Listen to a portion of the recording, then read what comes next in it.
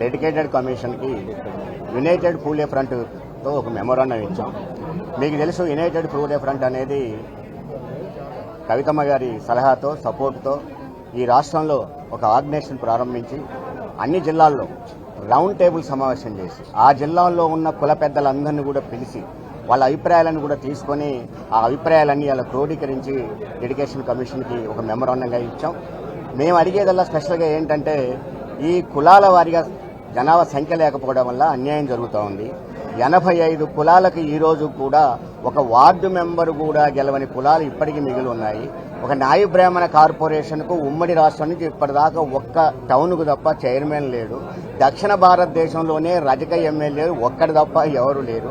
ఇలాంటి పరిస్థితులలో దేశవ్యాప్తంగానే ఈ జనగణన జరగాలి, దాంట్లో ఈ కులగణన అనేది కంపల్సరీగా ఉండాలి అని చెప్పేసి మేము డిమాండ్ చేశాం. దానికంటే ఈరోజు ఈ రాష్ట్రంలో ఉన్న ప్రభుత్వం కూడా అధికారానికి వచ్చే ముందు కామారెడ్డిలో ఒక బీసీ డిక్లరేషన్ని ప్రకటించారు.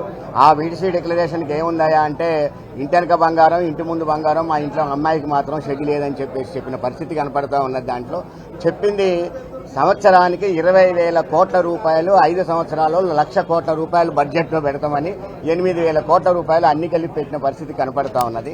అదేవిధంగా ప్రతి క్వార్టర్లో 50 లక్షల రూపాయలు కట్టిస్తామని, ప్రతి మండల హెడ్ క్వార్టర్లో విద్యకు ఉపాధి అవకాశాలకు ప్రత్యేకమైన ఏర్పాట్లు చేస్తామని చెప్పేసి, ప్రత్యేకంగా ఎంబీసీలకు ఒక మంత్రిత్వ శాఖని ఏర్పాటు చేస్తామని చెప్పి, రుణాలు కూడా 10 లక్షల రూపాయలు ఎంబీసీలకు అసలు ఏ ఆధారం ఇచ్చేస్తామని చెప్పేసి రకరకాల హామీలు ఇచ్చారు. మేము స్పష్టంగా చెప్తుంది. అట్లాగే కమిషన్ కూడా సూచన చేయమని ప్రభుత్వాన్ని ఆదేశించమని మేము చెప్పింది ఏంటంటే, మీ కులగణలో మీరు ఆర్థిక సమస్యలు కూడా తీసుకున్నారు కాబట్టి మీరు ఆర్థికంగా ఎంత ఉన్నారని చెప్పడమే కాదు, భవిష్యత్తులో మేము ఆర్థికంగా ఎలా పెరగాలో కూడా చెప్పగలగాలి. కాబట్టి మా అందరికీ కామారెడ్డి డిక్లరేషన్లో మీరు ఏదైతే చెప్పారో, మిమ్మల్ని నమ్మి మీ డిక్లరేషన్ నమ్మి బీసీలుగా మేమేదైతే ఓట్లేసామో, మీరు అధికారంలోకి వచ్చారో దాన్నే తూచా తప్పకుండా ఉన్నట్లుగా అమలు చేయమని మేము కోరుతా ఉన్నాం.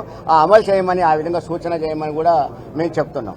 అట్లాగే కులగణనలో కూడా సమగ్రంగా జరగాలని, సమగ్ర సర్వే జరగాలని, దాంట్లో కూడా బీసీలలో కూడా ఎంబీసీలని ప్రత్యేకంగా తీయాలని, అందులో ఇలా ముస్లింలకైతే వాళ్ళు ప్రత్యేకంగా ఈ గ్రూప్లో ఉంటారు, దాంట్లో కొంతమంది ముస్లింలని బీసీలో చేర్చారు, వాళ్ళకి సర్టిఫికెట్ ఇవ్వడం లేదు, ఈ బీసీ సర్టిఫికెట్ ఇవ్వడం లేదు వాళ్ళ స్కూళ్ళల్లో విద్యకు పోయినప్పుడు. అదేవిధంగా ఏదైనా డేవిడ్ అని పేరుంటే చాలు వాళ్ళకి సర్టిఫికెట్లు ఇవ్వడం లేదు, ఎందుకంటే మీరు క్రిస్టియన్ బీసీలు అని. ఈ రకరకాల సమస్యలు మా ముందుకన్నా వచ్చాయి కాబట్టి వీటన్నిటిని పరిష్కరించాల్సిన అవసరం ఉంది కాబట్టి కమిషన్లు సూచనలు చేయమని చెప్పాము. అదేవిధంగా యూపీఎఫ్ భవిష్యత్తులో కూడా కవితమ్మ గారి సహాయంతో సపోర్ట్తో ఖచ్చితంగా ప్రతి జిల్లాలో ప్రతి నియోజకవర్గంలో ఈ బీసీ డిక్లరేషన్ని అమలు చేయాలని పోరాటం చేస్తాం. అదేవిధంగా మన కమిషన్ చైర్మన్ గారిని కూడా ఆ విధంగా మీరు సలహాలు ఇవ్వాలి, ప్రభుత్వాన్ని ఆదేశించాలని. కేంద్రంలో చూసినట్టయితే కేంద్రంలో బీసీలకు మంత్రి లేడు, బీసీ మంత్రి ఉండటం వేరు, బీసీలకు మంత్రి ఉండటం వేరు. ఎవరు ఏది అడిగినా బీసీ మంత్రిని చూపెడుతున్నారు. కాదు, మాకు బీసీల కోసం మంత్రి కావాలి, మంత్రిత్వ శాఖ కావాలి, బీసీల సంక్షేమం కోసం మంత్రిత్వ శాఖ కావాలి. అలాంటి లేదు కేంద్రంలో, రాష్ట్రంలో ఉంటాం తప్ప. ఆ సూచనలన్నీ కూడా మేము చేయాలని అడుగుతా ఉన్నాం. బీసీలకు రాబోయే కాలంలో స్థానిక సంస్థల్లో మేమెంతో మాకంతా ఆ విధంగా రిజర్వేషన్ రావాలని కూడా మేము ప్రత్యేకంగా కోరాం. ఆ విధంగా సూచన కూడా చేయమని కమిషన్ గానే అడిగాం. జై తెలంగాణ.